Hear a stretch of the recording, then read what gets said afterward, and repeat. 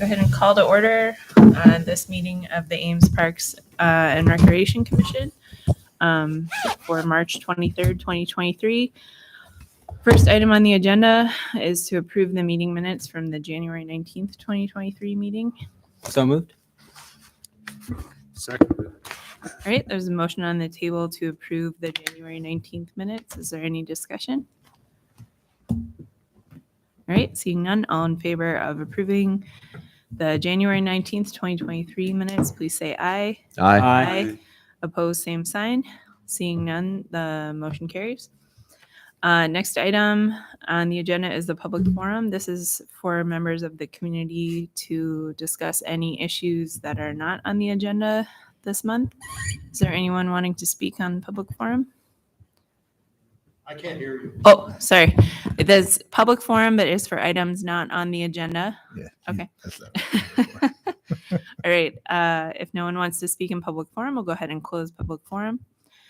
Next item on the agenda is an introduction of Leanne Hawk, our new aquatics manager. Yeah. So Leanne can kind of come up to the table there. So Leanne is with us now, maybe 3 weeks. Not Yep. quite. Somewhere thereabouts. We're really excited to have Leanne come to our department, be part of our team. She is our aquatics manager, has a number of years of experience with Urbandale Parks and Recreation, and also with the YMCA, Greater YMCA in Des Moines. So welcome to Leanne, but I'll let Leanne just give herself a little bit of overview for all the commissioners. Awesome. So I've been doing this for a long time, over 45 years is when I started in aquatics. So have a lot of experience learning a lot about Ames. I must say that of all the jobs that I've had, this is one that the staff has been overwhelmingly welcome, from going to City Hall to IT to anywhere. They're very welcoming and very friendly. So kudos to you guys. It is nice. But I'll open it up for any questions that you may have. Any questions? Oh, Good to welcome have to you. Ames. Yeah. Yeah. Welcome. Yeah. Glad you've had a positive experience so far, and hope that things keep going well into the summer. So Yeah. I will be zipping out of here a little bit early, as I will be going over to Furman it'd be really cold over at Furman, over to Forker to get them started on some swimming lessons tonight. So I'll Awesome. be zipping out of here shortly, but Cool. well, thank you. Thank Look you. forward to seeing you. thank you. Lots of exciting stuff. So. Thank Yeah. you. Thank you. All right. Next item on the agenda is a motion approving the agreement with the Ames Cyclone Aquatics Club to use the 50-meter basin from May 30th, 2022. Is that correct? Should that be 2023? Yes. So August 4th, 2023. It's fine. Yep. It's still 2022 in our hearts. All right, Courtney. All right, yes, thank you. I was making sure that the dates on the agreement. They are the correct on the actual form are agreement, correct, so we're okay there. But yes, thank you. This is a use agreement for the Ames Cyclone Aquatics Club, ACAC, to use the 50-meter basin at Furman Aquatic Center for the 2023 season, May 30th through August 4th. This is the similar agreement to what we've approved, what Commission has approved in the past.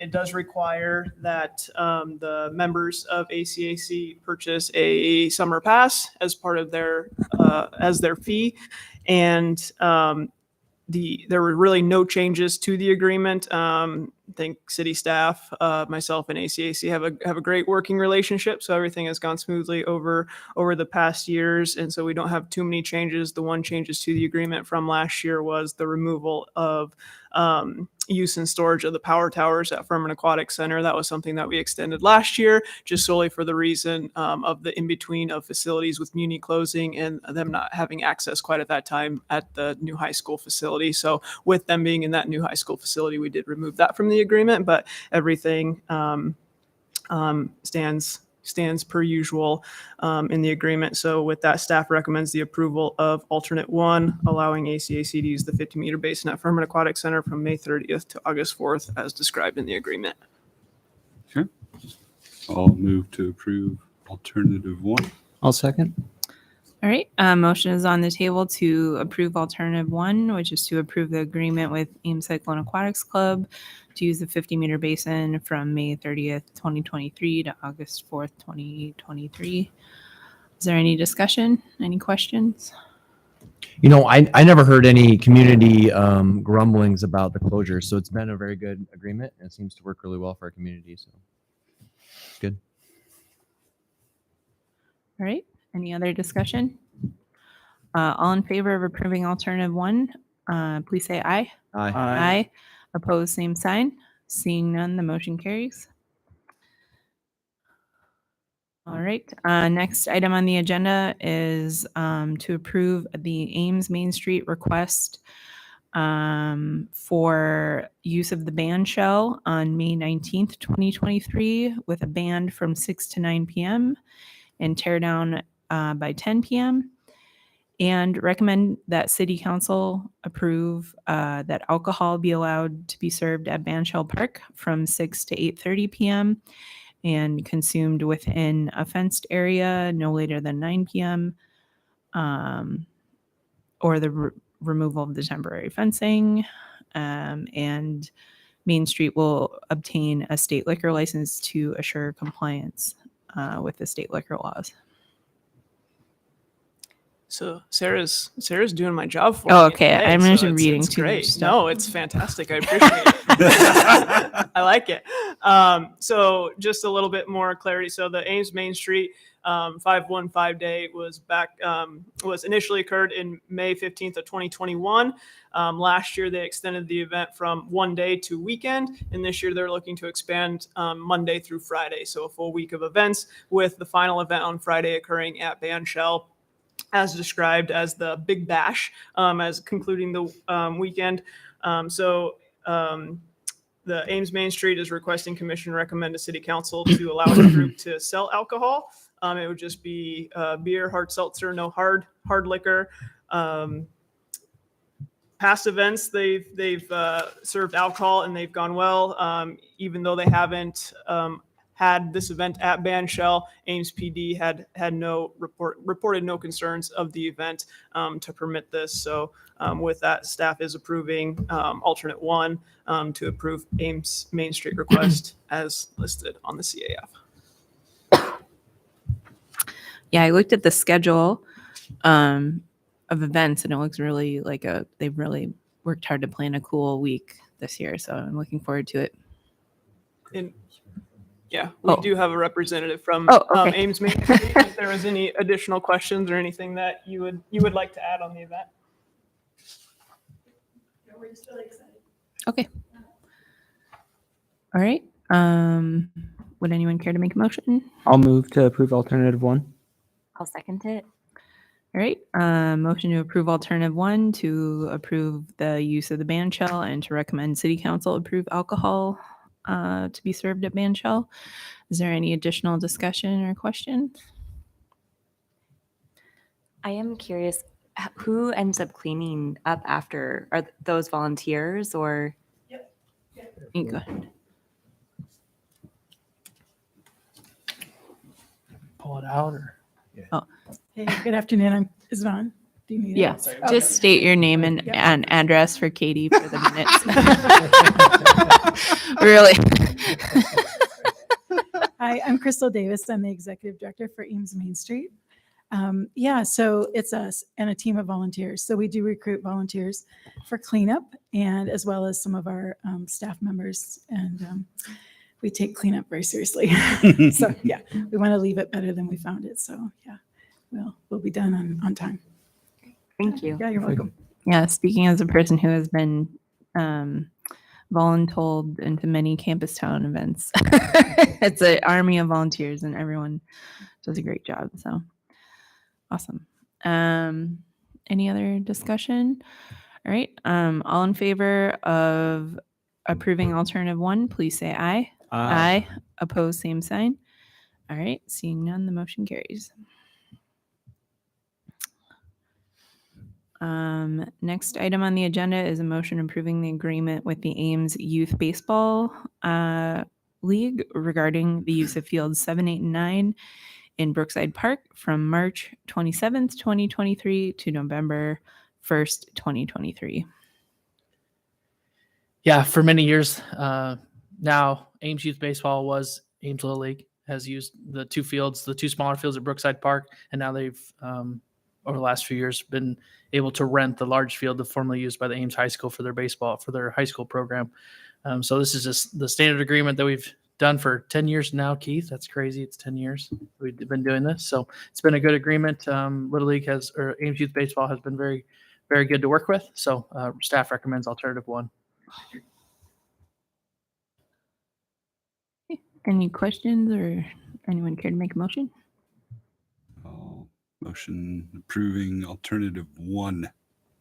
I'll second. All right. Did you, is there any discussion? Your mic is not down, Dwayne.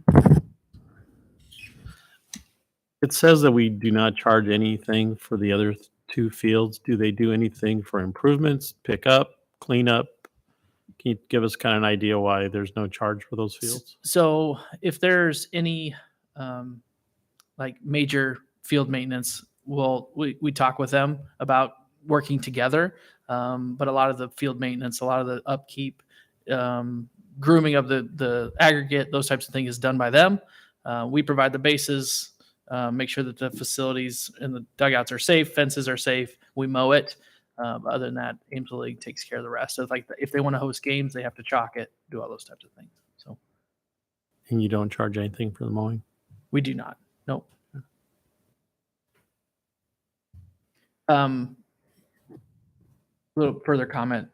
Back in the day, Ames Little League actually donated the funds to provide those fields, to install those fields many years ago. So that's kind of the what we've come up with since they helped donate the fields. We've allowed them to have access free of charge. Seems fair.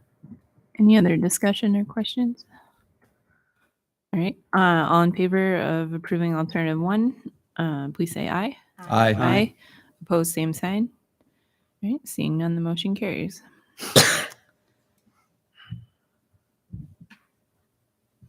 Back to my agenda. All right. Next item on the agenda is a staff memo regarding the Parks and Recreation Commission's authority of approving ordinance waiver requests within the park system. Yeah, so a while back, commission directed staff to take a look at this because, our commission is always recommending to council, to waive ordinances. And the question was raised, why is that? Could the commission have that authority? So I did do some research, did have a conversation with city manager and also with the city attorney. And right now, so there are two things that were cited, and this was in the memo. One regarding Chapter 19, lays out the duties and responsibilities of the commission, and it's more of an advisory role. There are some agreements that you do approve, you do set fees and charges, and there are a couple of other duties that you have. But in the city code, ordinances are set by and adopted or approved, whatever word you want to use, by city council. And since city council does approve those ordinances, then they should be the ones that waive the ordinances also. Now, could city council adopt or delegate, that authority to another board or commission? They could. But there didn't seem to be any interest at this time. And one of the reasons, so just in one example, which we do every year, or the commission does every year, is in regards to the golf cart tours that Friends of Ada Hayden does out at Ada Hayden Heritage Park. So they asked to waive motorized vehicles on the paths. Right? Now, it is within a park. But if it was not within a park, if it was on another shared use path, which we have plenty that are outside the park, council would have to make that, have to waive. They would make that, decision. So there was concern about consistency, about whether or not maybe somebody goes to the council and says, hey, we want to waive the motorized vehicle ordinance for shared use path along Ontario, and council says no, and then they say, wow, this is the same thing as what the commission approved us to let us do within the park system. So that's just one example. But for right now, so that was the research. That was the answers that I received. And at this time, ordinances, commission will still recommend waiver of ordinances to the council, and the council will take final action on them. So if there's any questions, I'd be glad to answer. There are park rules that aren't ordinances that we can waive or alter or things Yes. like that. Okay. Yep. But you have done that with Yeah. the Ames Triathlon. Park rule is no swimming at Ada Hayden. You do waive that rule. That is within your authority because it's a park rule, not a city ordinance. Okay. Keith, do the ordinances that are waived, do they usually sit in the consent authority portion of the agenda, or do they have to actually be discussed and voted on? I don't know which one they're in, consent or the other side. It really depends. I have seen both. Okay. So, and I have seen items that for waiving ordinances on consent, and then the mayor during consent agenda always asks, are there any items that would a member would like to pull? And I have seen in Main Street, there has been a number of things where they're asking for waivers of ordinances, and those items have been pulled, and because they want further discussion. So it depends on what the request is, and whether or not or how comfortable council is. So kind of like with some of the things that commission has, if it's year after year, some of those things doesn't take a whole lot. If it's something new, like I think the 515 week, there's for the entire week, you're just looking or just approved for the Friday. They're taking the entire week to council, and I believe that's on consent agenda, but I wouldn't be surprised if one of the council members does pull it because it's a new event. And any council member has the right to ask for the poll? Yep. Okay. Yep. Thank you. You're welcome. Okay. Any other discussion on that memo? All right.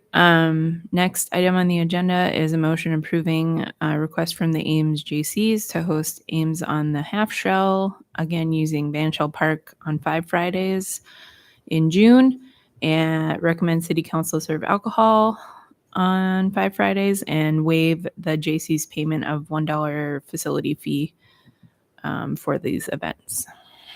Yes, so the 5 Fridays this year will be June 2nd through June 30th. Their hours remain the same, with the band playing between the hours of 5 and 8, and the request for alcohol to be served between the hours of 5 and 8 p.m. as well. The JCs will pay a rental fee for the facility. It'll be around approximately $3,100 this year. And it is noted that Ames JCs donate the profits on Ames on the Half Shell to the community betterment projects, and that has included in the past where they have donated $7,500 to the Youth Scholarship Fund within the department. So with information from PD as far as their functions of the events in years past, staff's comments, staff is requesting that the commission approve alternate 1 as stated in the commission action form, and City Council will have further approvals on the alcohol similar to others at Van Shell Park.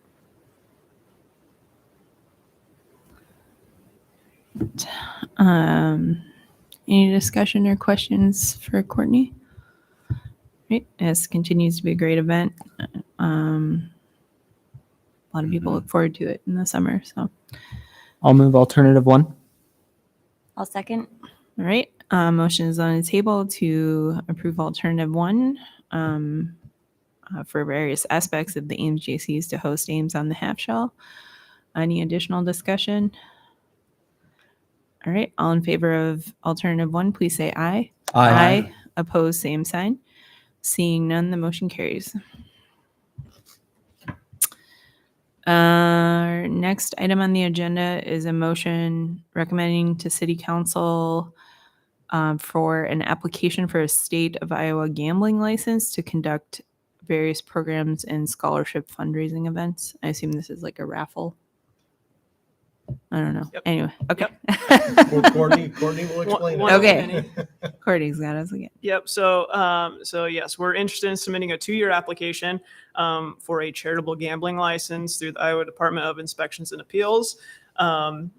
This would allow us to do an array of things, whether it be unlimited, skills or games of chance, things like carnival style games or casino style games, raffles of varying sizes, to $1,000 to $10,000 prize values, a large raffle, up to $100,000, bingo occasions, and then game night occasions. So there's a lot of different parameters within those, different types of limitations within how many of those you can conduct within a 2-year period, but that would be within our limitations.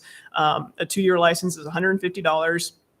And it would go towards the department hosting different events, one in particular, a duck derby race at Furman Aquatic Center, and also contests and raffles within a Homewood golf tournament, both the duck derby race and the Homewood golf tournament, to raise funds for the youth scholarship program. We can submit additional events to the Department of Inspections and Appeals within our 2-year period, so long that they fall within those limitations. And once we develop any plans, if we wanted to do any future ones, that would be allowed to do so. We would be required with different reporting and codes and et cetera. But in discussion with the Department of Inspections and Appeals, it isn't uncommon for a municipality to hold a gaming license, especially with different departments like Parks and Recreation, libraries, police, fire, those types of things, with all the programs and events that they hold for the community. So with our scholarship program, it does allow for fee assistance within not only programs, but then also for swimming passes. In total, over the years, over the past 5 years, we've helped alleviate over $32,000 between programs and swimming passes. And really the hopes for these different programs that would fall under the gambling license is to, one, bring awareness of the scholarship fund for those who may be in need and not know that it's available to them to participate in our programs, to provide fun and engaging activities for the community to participate in, not only from the fun aspect, but being able to give back as well. And then just ensure funding is available. So if we are bringing more awareness, we have the funding available. So when people come to us, we have those funds available. And then also the potential to grow that fund. So in future years, we may be able to expand that program. As of right now, it's 50% of fees that are covered, to where potentially, if that could grow, would be a great benefit to not only get kids involved, but just in general for the community betterment side of things. So we recommend alternative 1 to recommend to City Council to approve staff to submit this license or this application. I would maybe just add a couple additional comments. So one of the things, people hear gambling and just maybe the optics, should this be something that, city does or not do?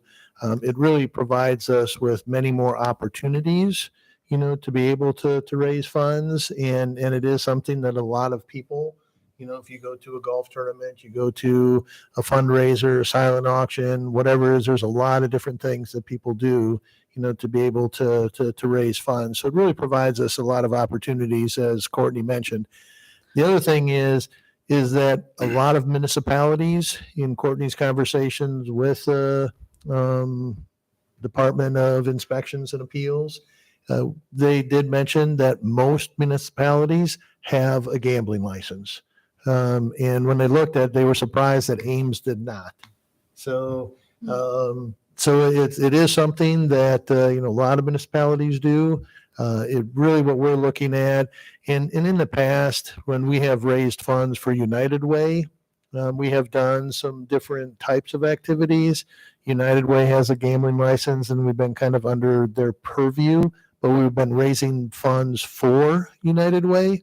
This is something completely different. For $150, it really seems like a no-brainer for us to be able to get this license and then be able to do a variety of activities. One thing that, Courtney didn't mention that I know Jeremy is all excited about is the ice bowling. When we do that activity, ice bowling in itself may not be something that we need a license for, but again, just like the golf tournament, there may be other things that we do within that event that we would need the license for. So it really gives us a lot of flexibility to add different activities. 2 questions. What is a duck derby? A duck derby. Yeah.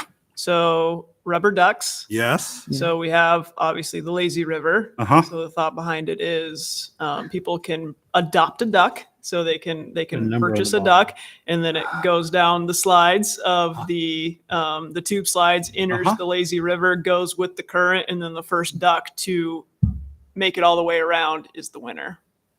That sounds like a great idea.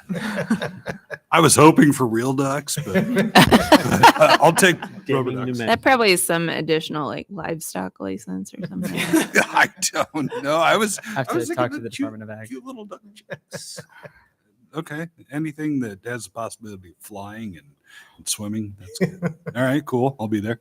And then 2, do the events, if you choose to exercise, the gambling license, do the events need to be approved before you can hold the events? So through the application process, Mhm. there is a place where you can list the events that you're holding. Yeah. And then if you do come up with other events, they just do ask that you let them know so they can add it to your application. And then it's Gotcha. just noted. As far as like certain types of raffles and those types of things, it's not as, every single type of raffle that you do, but they do just ask. So just it's noted. So then when the reports come back, they match up to what's on your application. Any approvals on this end needed for events? No. No? Okay. We most likely, because of some of the events, we would bring the events and some of the details to the commission, Yeah. just to share it with you. And like with the golf tournament, Mhm. maybe see if it'd be something that the commissioners would want to help with. Maybe some of the other events as well.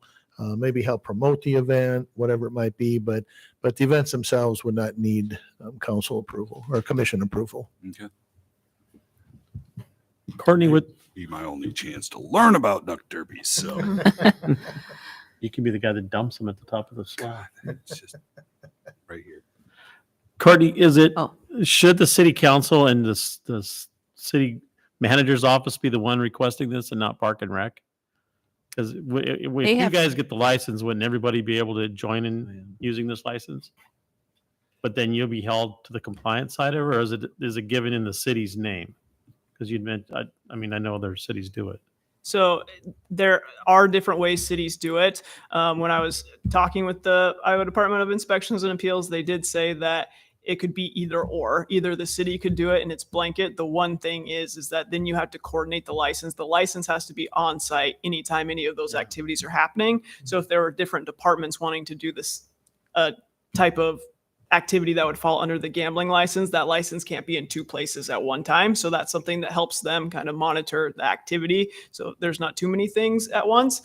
So it would be something that could either be citywide or something specific for Parks and Recreation, but it would be approved for the city of Ames. So there would be that ability if there was another department that did want to utilize it, it would cover the city as a whole. So that it wouldn't be Parks and Recreation. Obviously, since we're a part of the city, any liability. But would you be held citywide. the compliant party? So I don't know, let's say the Public Works wanted to do it. and they put ducks in the water system stuff. Like that. Right. But would you guys, since it would be in your name, would you have to be the ones to be there to make sure they're doing what they're doing and not kind of edging out the rules? And same thing, one application or one license would mean one application. So just as we state with everything as far as events needing to be listed on that, whether it was our event or somebody else's events within the city, it would have to be listed on that application. So then when reporting, all of those things were reported. Yeah, I think that's maybe something that we need to check a little bit more in regards to, should the city manager's office be bringing this to city council? We have had conversation with the city manager's office about this idea. And in the direction that we got was, let's see what the Parks and Recreation Commission, says about it. And then what we'll do is, based on what you're saying tonight, we will take it to council, next Tuesday. And we always have a section when we take this to council is Parks and Recreation comments, the commission. So we'll just add those comments in there and we'll see what they say. So if there is a, concern, we have an executive leadership team meeting on Monday, which is all of our department heads. I can bring that up and see if anybody has any other interest in doing it. I'm going to guess that a number of the departments are going to say, we have no interest. Some may say, well, we might have some interest, but I doubt we ever do anything. So we may be the only ones. And if we're the only ones, then I think we just do the license. If there is some opportunity or other interest within the city, maybe we do it more from that. That decision doesn't need to be made tonight. That can be made when we submit the application for the license. I just worried about your administrative aspect of it, that if somebody else in another department does it, since it's yours, do you have to have that control? Yeah. Okay. Rachel, did you have a comment? Oh, I was just curious, would you have to have a license for a raffle if businesses donated items? I'm thinking of Jack's or. I think still, because like people are paying the city, like the city is getting the revenue, right? Yeah. Courtney knows the answer to that question. Yeah. Yeah, so there's different sizes of raffles, and so there are limitations within the total value of what is included in those raffles, and it does include the either actual dollar amount or the donated value of it. Cool. Thank you. I'd like to make a comment. I think this is really creative, and I think this is really going to benefit our programs in the future, especially with financial restrictions and less funding. This is a great way for the community to get involved with scholarships and programs. I think this is really, really good, and I'm kind of surprised that we've never done something like this before. So kudos to staff on figuring this out. All right. Any other feedback or questions? I'll move alternative 1. I'll second. All right. Motion is on the table to recommend City Council approve that staff submit an application for a charitable gambling license through the Iowa Department of Inspections and Appeals. Any further discussion? All in favor of alternative 1, please say aye. Aye. Opposed, same sign. Seeing none, the motion carries. Duck Derby. Is the ice bowling this year or next year? No, 2024. Gosh. I've got all kinds of cool Hey, we're going to start building some hype. People are Is it gonna be during- so excited for it. Is it going to be part of 515 week next week? Oh, yeah. Yeah, exciting. Oh, all right. Next item on the agenda are some project updates on some major parks projects. Yes. Yeah, so the first one with the Fitch Family Indoor Aquatic Center.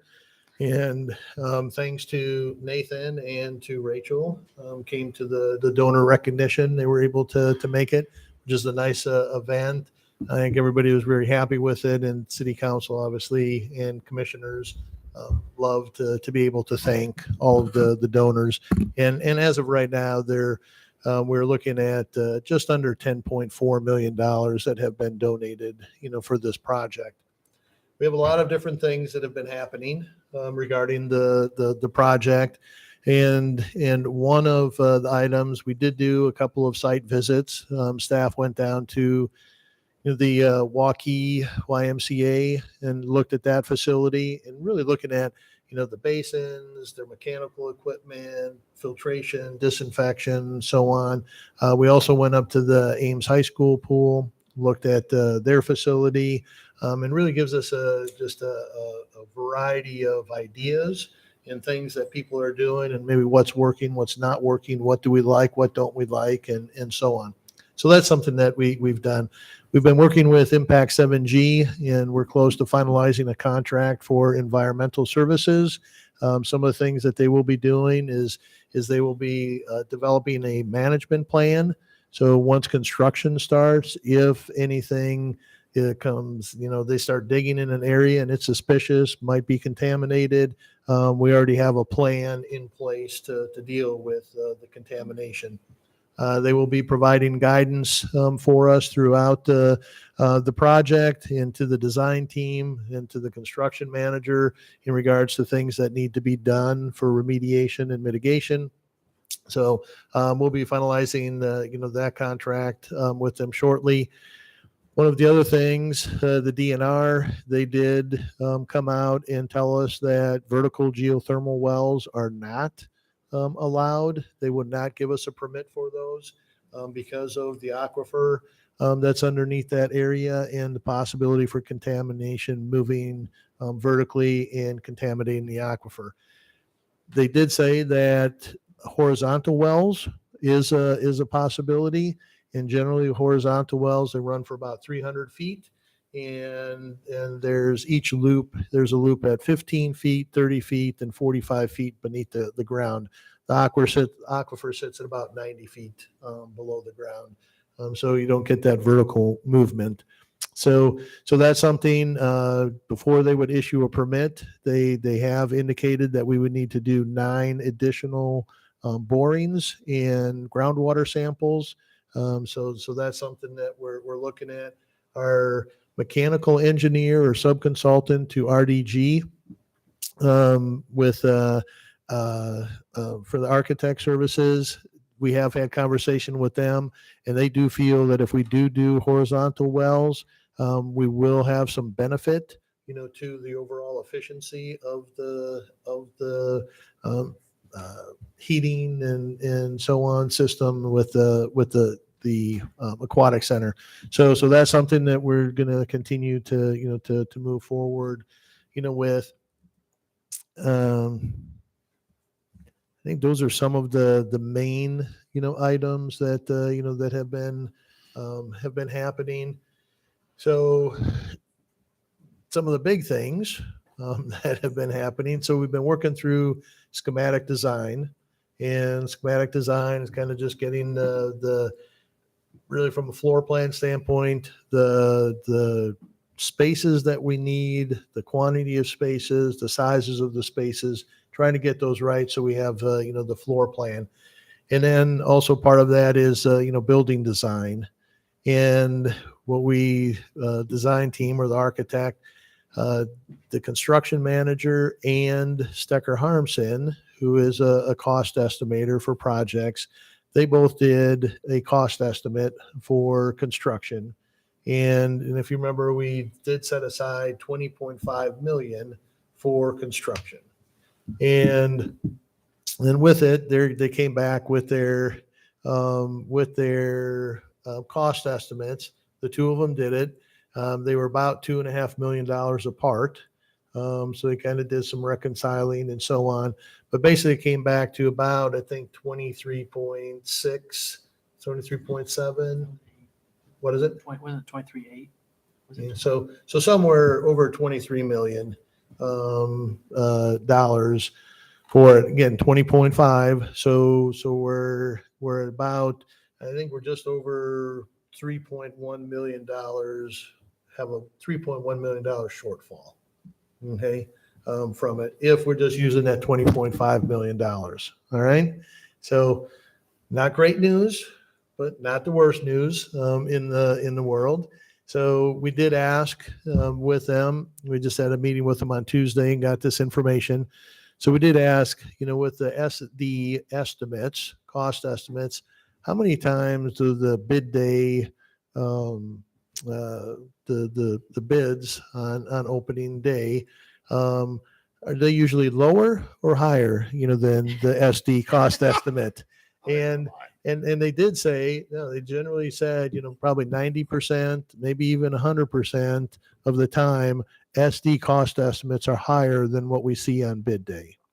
So we can't expect this to go down. We'll move into the design or design development phase. And so with that, though, we also looked at where are we at from a funding standpoint. So a couple of things with funding. With the GO bonds, okay, right now, with the budget that we had, we're looking at roughly 19.3 million, 19.4 million that we were going to issue in GO bonds for the project. All right. The overall project was over 30 million. Now it's over 33 million, almost 34 million.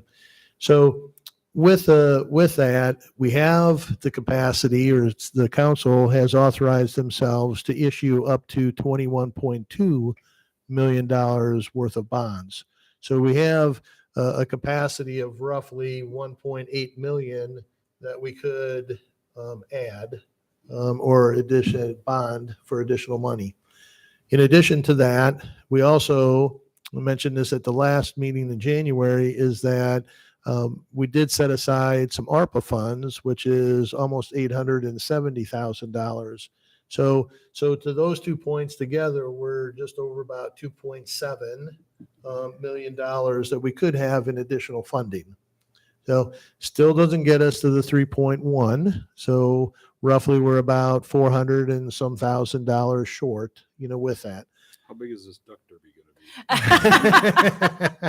Again, that's going to scholarships. Gonna need some more ducks. So, on the side. yeah. But one of the things that when we met with the design team on Tuesday, they did come with some valued engineering ideas. So things that could be cut. One thing was, in just a quick hitter, was right now they have a 10% contingency built into this. Could lower that to 7.5%, which would save about $400,000. Okay. There are some other things. We have some terrazzo flooring. We could go to just a polished concrete. We have some tiling. We could reduce the amount of glass. We could do a number of different things to bring that construction budget number down. So with it, that just kind of gives you an overview of where we're at. We are taking this information to City Council on Tuesday.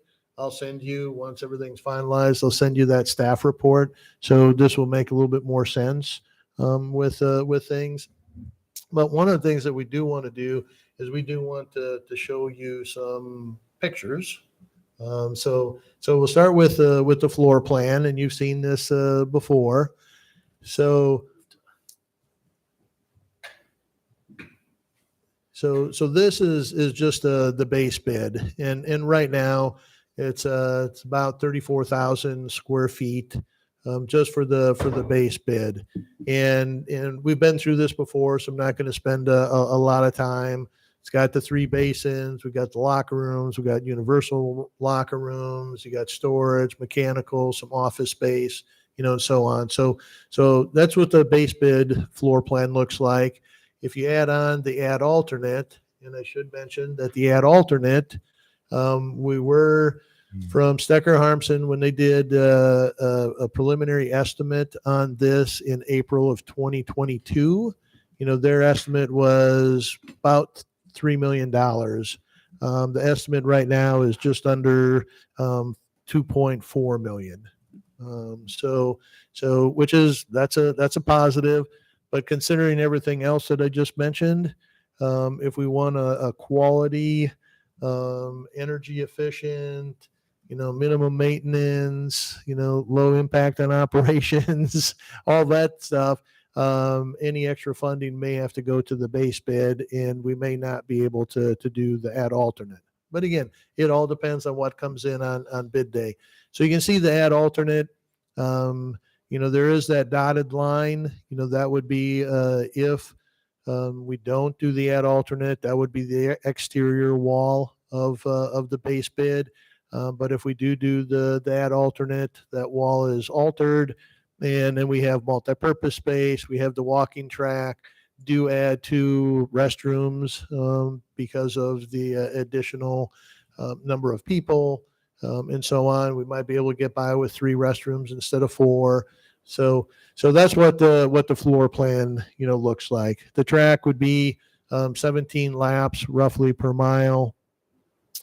So that's the floor plan. Any questions on that? If not, we'll go to an aerial view of how the building's going to sit on the site. Nope, you got them in backwards order. No, and I might have put them in backwards order. I want the aerial view, just sitting on the site.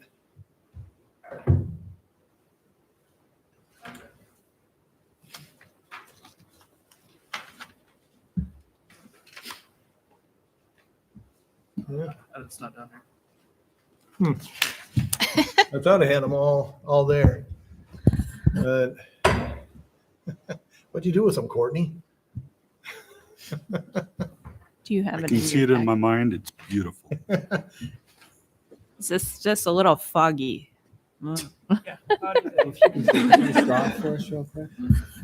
Yeah, who's got a pen over there and a blank piece of paper?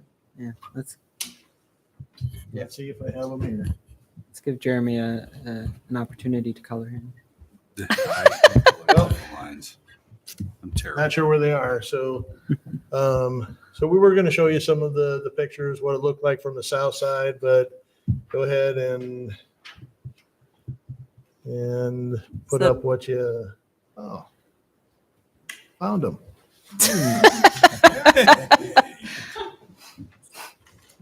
Found the culprit.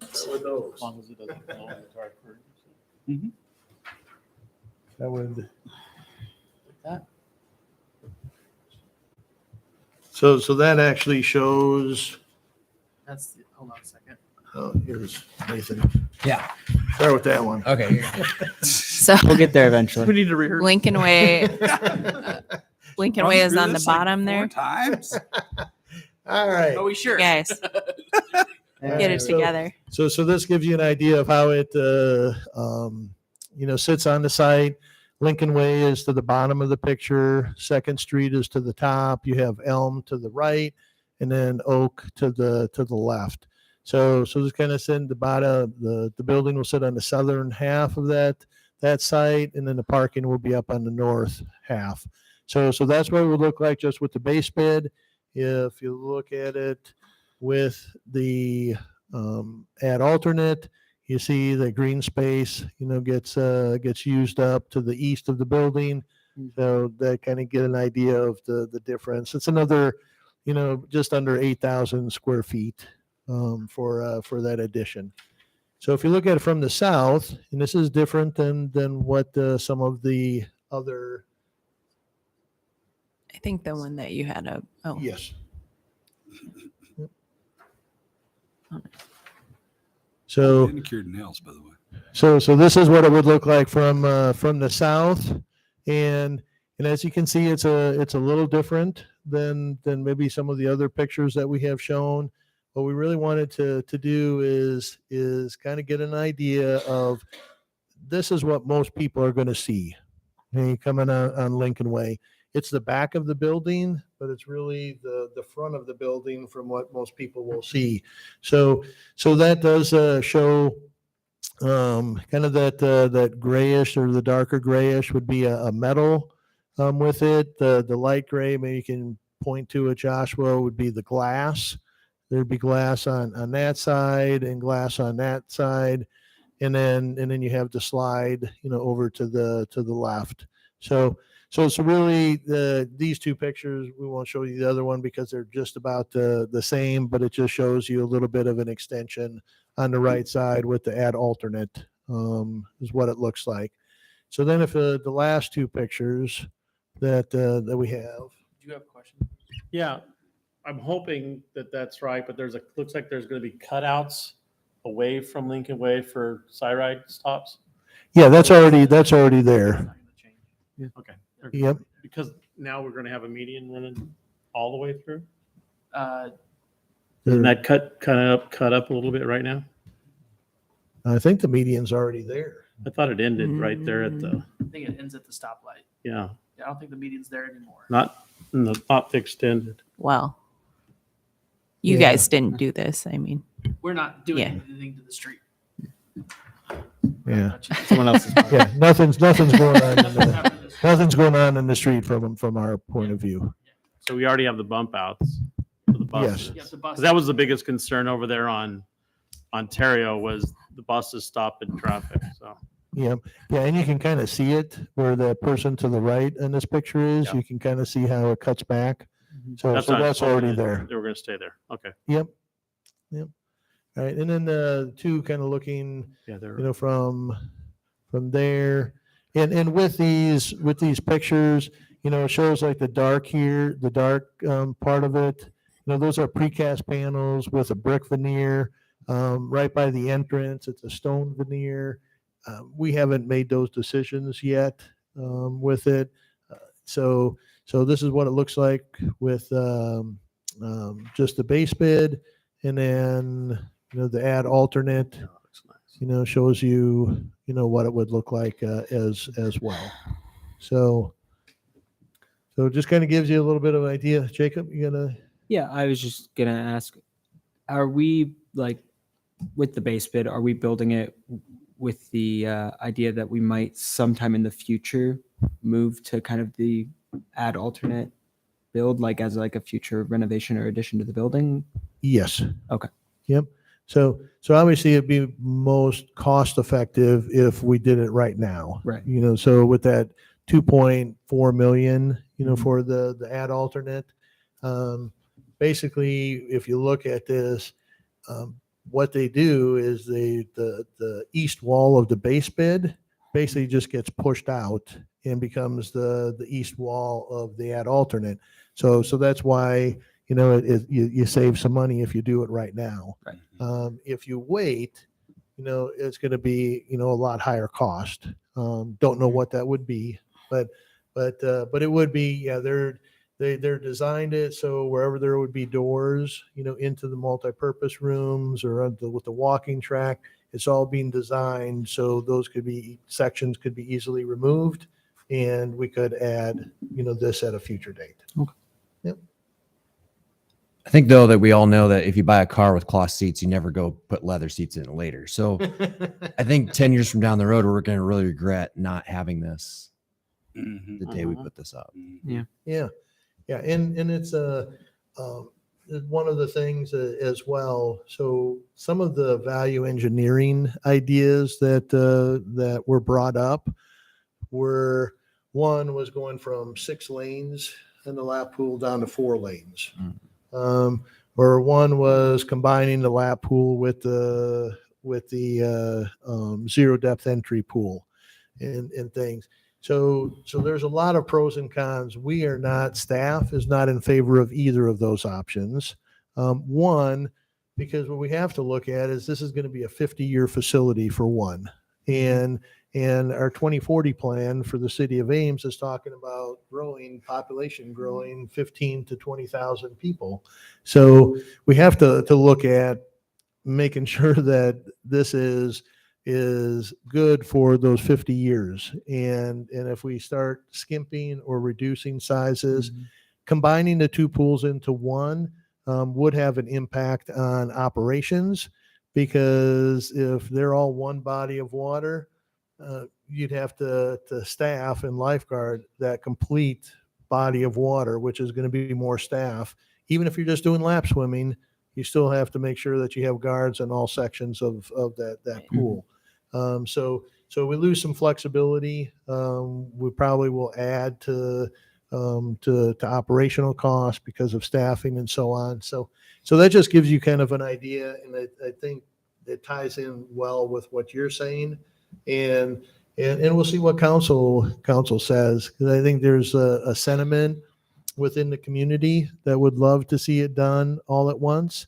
But again, there's only so many funds, that are happening. We have, a presentation to the Enhance Iowa Board next Thursday, for a $500,000 grant. So hopefully that goes well. And if any of you would like to come along, we don't have a time yet, but if you wanted to come along and be supportive, let me know. But yeah, so we're always looking for additional funding, kind of what explained earlier with the GEO bonds and the ARPA funding, and we're not going to find a lot of that money left. And the way the legislature is going, state legislature, and some of the things that they're doing, and some of the restrictions that we might be facing, might be very difficult to even bond for projects in the future. So, Keith, what's the trigger number when we might have a vote call on the bonds? Because I know, with the school district, when we were going to build the elementary schools, there was the comment and the sentiment that we were building them too big. And 3 years after we moved into them, they were too small. And right now there's two indoor walking tracks in Ames. One's restricted at the university and one is restricted by price at Ames Racket and Fitness. So our community does not have that amenity. And I know I've heard our own city councilors talk about another rec center, but where do you put it? I mean, we've already kind of fought that battle. So is there what amount can we bond up to before we trigger that it has to now be looked at as a possibility to go back and have the waiting period again? yeah. So with that, again, right now they're authorized up to 21.2. Okay, because this is in an urban renewal district, they can issue, city council could issue bonds, and they've done it already, authorized themselves to issue bonds. The one question I don't think we have an answer for yet is if they want to increase that number from 21.2 to say 25, to be able to cover, the cost of the walking track and the multi-purpose space. Mhm. I don't think we have an answer yet, or at least I haven't heard it, that if they increase that, I'm going to guess that they probably have to have set a public hearing date. And then if there is a petition submitted, could force a referendum. But I have not heard what that number is. If they say, hey, we want to do 800,000, would they do it? Maybe. If we need $4 million, that might trigger, the whole process again. So I'll see if I can get that answer and bring it at a future meeting. So I agree with Nathan. I mean, Yeah. we don't do this now, we're going to be talking like we have the mall out there on 13th Street. We don't have anything 20 years later. And that's going to be really sad for Ames because we are growing. Yeah. Yeah. And remember too, part of this CIP process, the city manager did make city council aware about the need for gymnasium space, and that could be a potential. But again, depending on what happens at the state legislature, right now they're talking even any future bond referendums, municipalities would have to have 10% already in hand, and they would only be able to bond for 90%. That's one of the things that they were floating out. So we'll have to see. I'll see what I can do. Yeah. So there's a lot of things, and yeah, the future is very uncertain, and it's very concerning. So it's I think there's also a sentiment from council is do you push the envelope, and then all of a sudden don't have a project at all, Right. or do you go forward with what you have? So So those are all questions that that nobody really has the answers for. Yeah. But it's a good question. I think my only comment would be that I wouldn't want to see us do the ad alternate at the expense of the quality of the rest of the facility. So like if we do this, I'd like it to be high quality across the board. I think that's the best we want. We want it to be a 50-year facility, so we want to make sure that we're putting our best foot forward. So yeah, I wouldn't want to see us do like, I guess, huge reductions in quality in the rest of the building to make it possible for us to add this. Yeah. Well, and then what happens is you start reducing quality. It doesn't last as long. You have to replace it more. So now, your replacement budget, goes up. Your maintenance budget goes up. Maybe daily budget goes up. Yeah. So there's a lot of things. So we appreciate that comment, Jacob. Anything else? Did I miss anything, Courtney or Joshua? No.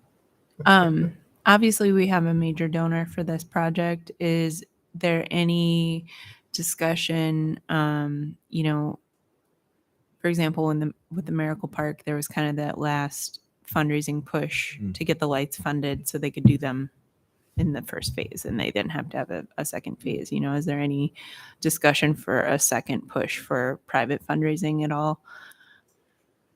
Yeah, I know Dan Culhane with the chamber, if the opportunity arises, he's having that conversation. We put it out during the donor recognition if there's other people out there that are interested. So that's always out there. Yeah. But right now, can't say that we have any big leads for money. Okay. Yep. Okay. Any other questions? Okay. Yeah, and Leanne, I'm sure you're going to have lots of input on design aspects. Input on design aspects and kind of That you'll be as- involved with the process moving forward. Yeah. So, and you're Office with purple polka dots. yeah. Awesome. All right.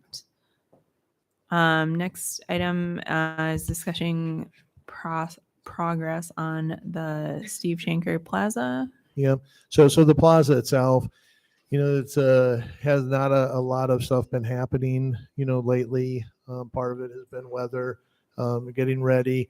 We are still waiting on IDPH for the Iowa Department of Health. We're down to just a few items, that we're interpreting code one way, the IDPH interprets it another way. We tried to get a meeting for this week. We weren't able to get all the parties together that had the same availability. So we're shooting for a meeting next week, and hopefully we can get everything resolved, get a final answer from Iowa Department of Health, and then we can move forward and finish up the aquatic pieces. We may have to push back, the end date because with the timeline that the aquatics contractor had, most likely with these delays, they won't be able to meet at least the substantial completion date. So with ice, we're still working with the ice contractor and trying to finalize some items there. One thing that we did find out is that we probably need to add subgrade heat under the ice, which would be about $30,000, to do that. There were some other options, but they were more expensive. So this might be the best thing. So that's something that we'll probably need to do too. So hopefully by our April meeting, we'll have more information and be able to give you maybe a definitive timeline as to when things will be done, and we'll start seeing some activity over there. All right. Any other questions on the plaza? Did you ever send us a final design?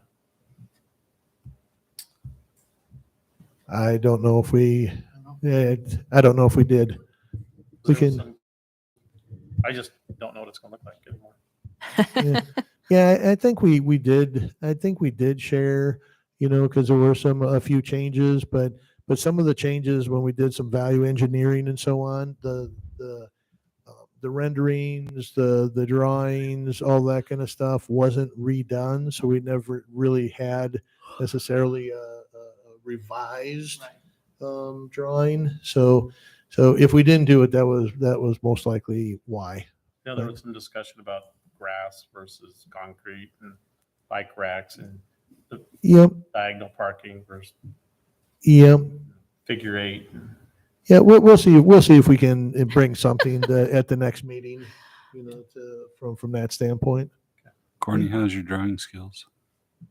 You don't want How's your Photoshop skills? Oh, yeah. that. Don't ask.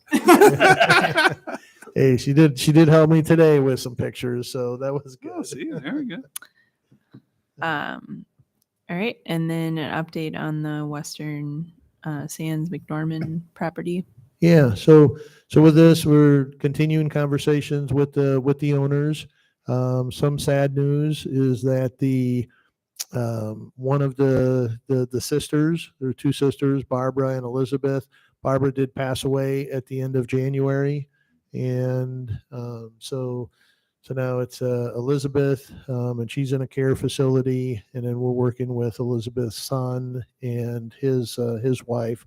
So we're still going through things. We're working through some things.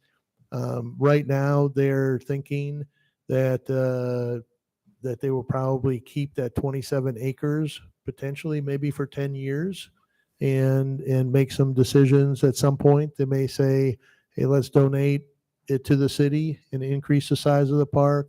Maybe a portion of it, may be donated. So those are things, but we did with the death of Barbara. We're now looking probably around July 1st, for a closing date. But we're getting closer.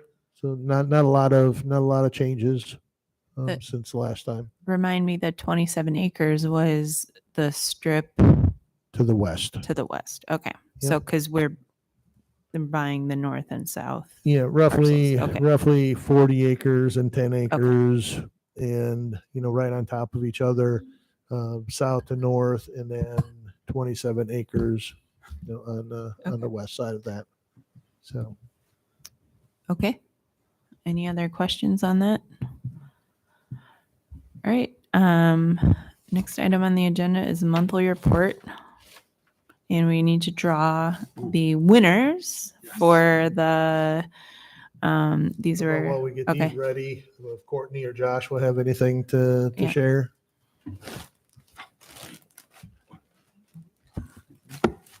In the next couple of weeks, staff will be getting bathrooms and water fountains and all that stuff ready to go, depending on obviously weather dependent. So we're kind of in the transition period now, kind of stopping or closing up, trimming a lot of trees. We were really successful doing that this year, but moving into, getting the parks set up for the season. So, I have a question. What's the status with the Innis Grove burned out bathroom? oh, good question. Actually received a check from the insurance company. And I'm meeting with the contractor on Monday to go through the scope, make sure we get the scope narrowed down, and start the project hopefully soon. Thanks. So I'll have more information in April. Yeah, we actually council did award a contract, Yep. to HPC to do the work. So now the meeting that Joshua has is the insurance company only gave us so much money. There's some things that were in the original quote from HPC that Josh was going to talk to them about and maybe remove from it, kind of finalize a number. So when we took it to council, we said in a not to exceed amount, and Josh was going to work on getting that down by about $50,000-$60,000. And We're gonna go have a party. Heck yeah. we're going to have a duck derby. Derby party. Awesome. Yeah. You wear fancy hats to duck derbies? Sure. Is it like the Kentucky Derby? We can, Yeah. we can have it in Ban Shell and waive the alcohol Yeah. and have Oh, man. some Courtney, do you have jewels. anything? To- I did want to mention we did have a hiring tailgate in February or early March for all of our positions that are opening soon. Just looked today, and we have 21 positions posted online for people to apply for starting this spring and going into the summer. So we did a Parks and Recreation tailgate. And had about 50 interested applicants come, and just those were just interested applicants. We had more than that accompanied with them.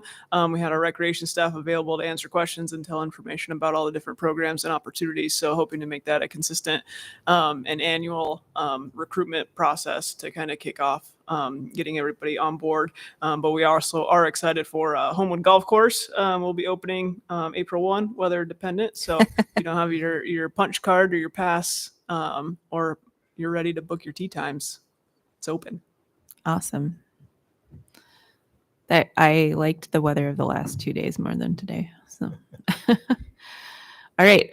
We are also going to draw for people who filled out the Furman Aquatic Center satisfaction survey. So Nathan's going to draw for individual pass winner. Okay. Individual season pass holder is Susan Kepley. Congratulations, Susan. Woo. All right, you got that, Katie, right? We'll give you the strip. So save your strip for Katie.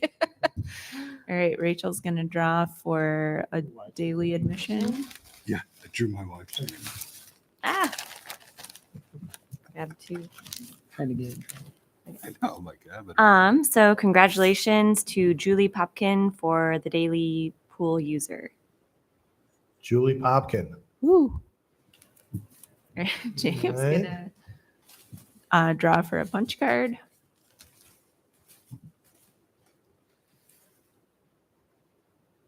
All right. Congratulations to Elizabeth Sultan, winning the punch card. Awesome. All And right. Jeremy's gonna draw grand finale. grand prize. Okay, everybody Family. else has had pretty easy Family names, pass. so we'll see how I do. My wife's name should not be in here this time.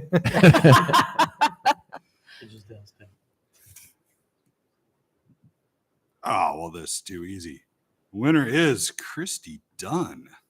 Christy. Congratulations, family season pass holder. All right. Awesome. That's a big one. Thank you to everyone who filled out the satisfaction survey. We Yeah. really appreciate that feedback. So, Yeah. okay. Anything else there? Nope. Okay.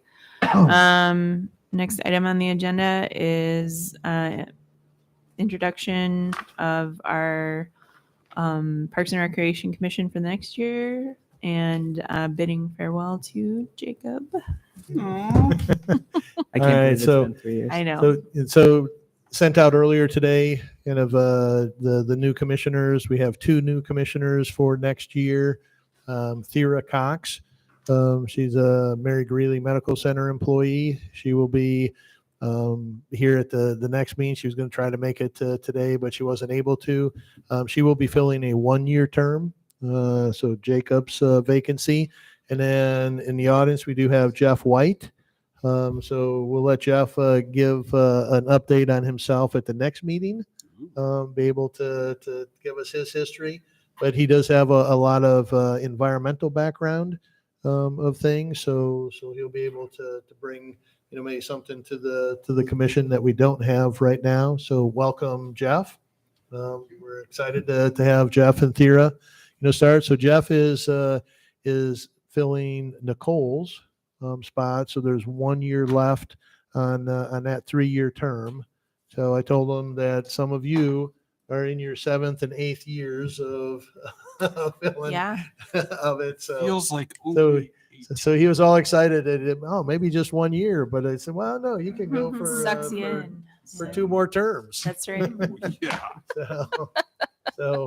So with Jacob, Jacob, you have served 2 1-year terms and 3. 3. Yeah. Wow, 3 1-year terms. Wow, how time flies when we're having so much fun. Yeah. So So we really appreciate the efforts, your involvement with the commission, service to the community. And I sent out an email earlier today, and in an email I did say, of my 20 plus years with involvement with the commission, active involvement with the commission, you are by far the best student representative that we've ever had. And I think the fellow commissioners, agree with that as well, because there are times when Sarah wasn't here, the other Sarah wasn't here, and we needed somebody to chair, the commission for a day, and you were the person. So you really do have, I know I've shared some additional thoughts with you in the past. I do feel that you have a very bright future ahead of you, and I think you'll have lots of success in whatever you do. So a small token of our appreciation for you is Wood a box. pen and pencil set for you. So Thank That's you. beautiful. It's very nice. yeah. So thank you. And I don't know if anybody else has any comments for Jacob. Jacob, really appreciated, being on the commission with you. And just like what Keith said, your insight and maturity and intelligent comments have really led to the betterment of our community. So thank you for being here. Thank you. I would just like to say, I mean, you joined the commission at a really weird time in March of 2020, and I didn't even meet you for 4 months in person, you've really shown a lot of leadership during a very difficult time for a lot of public institutions, and I think that's admirable, whether you're a student or a community member. I mean, you're obviously both, but you're probably the busiest undergrad I know. So, but yeah, best wishes to you. And, I know you will have a long life of public service ahead of you. So Thank you. It's been fun. I appreciate your smiles and your positive attitude. And, it's been a pleasure having you with us. And these will be experiences I'll never forget. So. I'm just sorry we couldn't buy another $500,000 bathroom during my time. Listen, this will be me next year, I think. And I'm gunning for that plaque in that bathroom. that's right. Jacob, thanks for being my partner over here on the left side for a lot of years, and you are going to do great things. Now you got to get the legislature fixed. Yeah. So we can get forward on some other That- stuff here. It's a tall task. Yes, it is. No, I think when I applied in December or January of 2020, the result in March was different than I planned. Joining on Zoom, and this was one of this is kind of my first involvement with the city, and it was just a fantastic way to get involved in the community. I've never felt kind of this invested in a town or a city that I've lived in before, and it's been really cool to see all the different ways that citizens get involved with things that I never would have even thought of or even been really aware was going on. And so, I was really involved on campus my entire time as a student there, but being involved with the city has been one of the highlights of my time at Iowa State. So I've really appreciated the opportunity to serve. Very good. Thank you. Yes. Awesome. Any other comments from commission? None. Okay. I have no Emma McCarthy Lee Park gripes this month. Shockingly. No, it's great. It's all great. All right. Our next meeting with 2 new members will be Thursday, April 20th at 4 p.m. Here. And with that, I would take a motion to adjourn. Move to adjourn. Thank you. Meeting is adjourned.